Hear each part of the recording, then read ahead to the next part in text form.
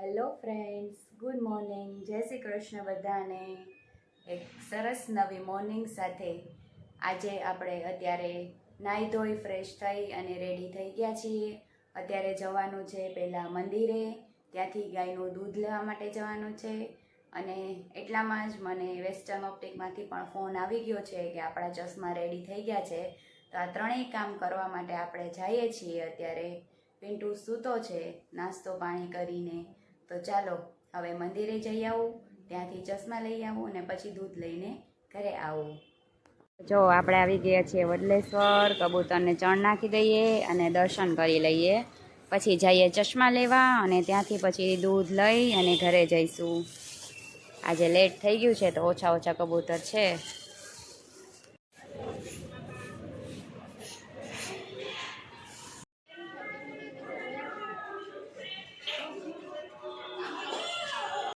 ચાલો હવે આપણે ચશ્મા લઈ આવીએ. મંદિરે દર્શન થઈ ગયા છે.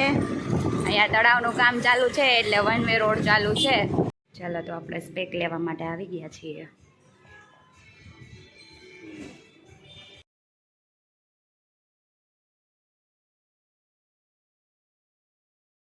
આપણા સ્પેક્સ આવી ગયા છે, પહેરી લીધા છે અને હવે જઈએ ગાયનું દૂધ લઈને ઘરે. મેળો પૂરો થયો ને ટ્રાફિક જોવો તમે. હું આવી ગઈ છું ઘરે.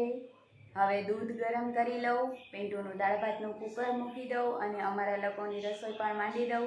તો ચાલો હવે રસોડામાં મળું કે શું બનાવું છું એ બધું બતાવું. જો દૂધ ગરમ થઈ ગયું છે, અહીંયા દાળ ભાતનું કુકર પણ થઈ ગયું છે અને અહીંયા અમે ભાત પલાળીને રાખ્યા છે. અને આજે મસાલા ભાત બનાવવાનો છે તો એના માટે એક નાની ડુંગળી, થોડાક વટાણા, એક ટમેટું, એક નાનું ગાજર અને એક બટેટું એવી રીતે સુધારીને રાખ્યું છે. હવે આપણે ભાતનો વઘાર કરવાનો છે. એની સાથે બનાવવાનું છે ગુવારનું શાક. તો મેં ગુવાર બીટીને પાણીમાં પલાળીને રાખ્યો છે અને એનું ટમેટું રેડી કર્યું છે. અને હવે લોટ બાંધવાનો છે અને પછી ભાત અને શાક વઘારવાના છે.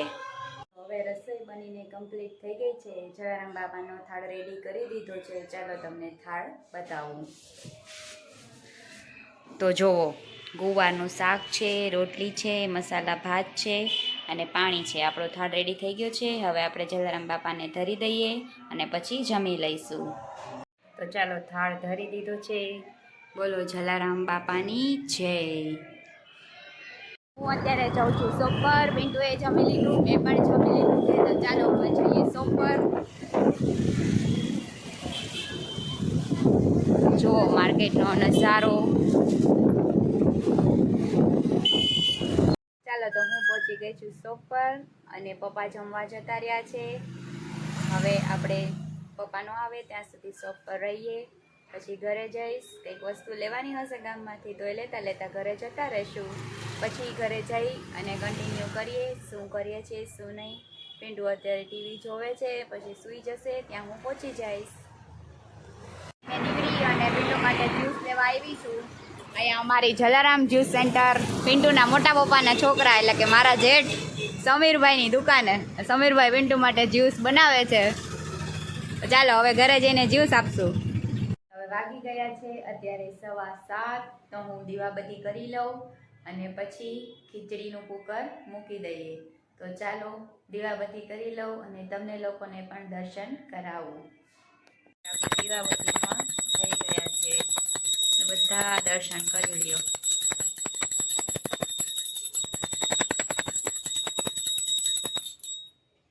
હવે હું રસોડામાં આવી ગઈ છું અને ખીચડી પિન્ટુની માટે કુકર મૂકી દીધું છે.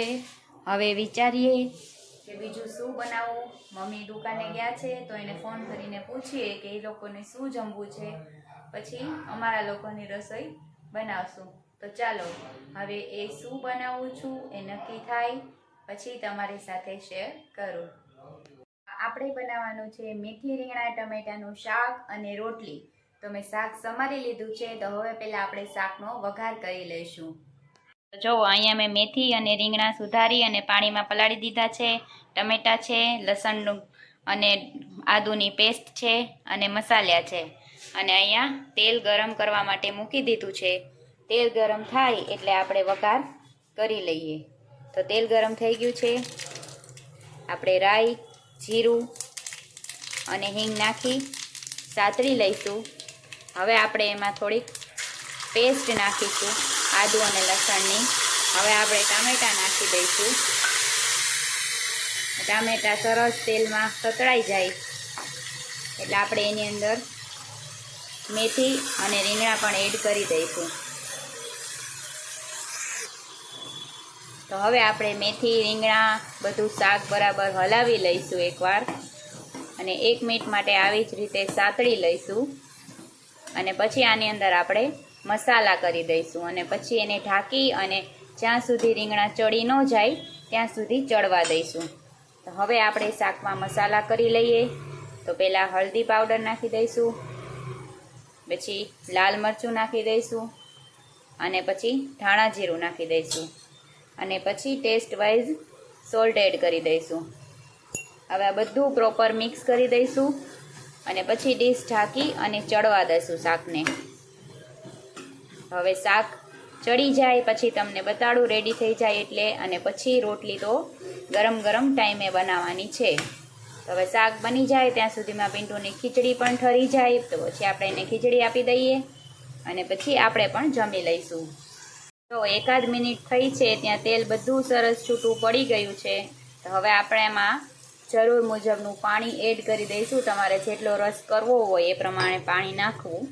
હવે આ બધું જ પાણી આની અંદર શોષાઈ ન જાય અને રીંગણા જ્યાં સુધી બફાઈ ન જાય ત્યાં સુધી આપણે ધીમી આંચ પર થવા દઈશું શાકને.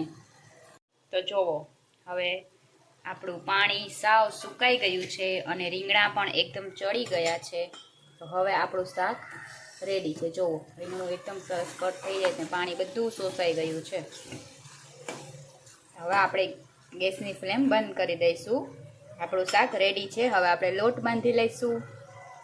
તો રસોઈ બની ગઈ છે. પિન્ટુએ જમી પણ લીધું છે. હવે હું પણ જમી લઈશ. અને જુઓ અહીંયા પાછળ જોક્સ જોવે છે પિન્ટુ સૂતો સૂતો. હવે થોડીક વાર હું પણ એની સાથે ટીવી જોઈશ, એન્જોય કરીશ, અને પછી સૂઈ જઈશું. તો મળીએ કાલે એક નવા વ્લોગ સાથે. ત્યાં સુધી બધાને મારા જય શ્રી કૃષ્ણ. Good night.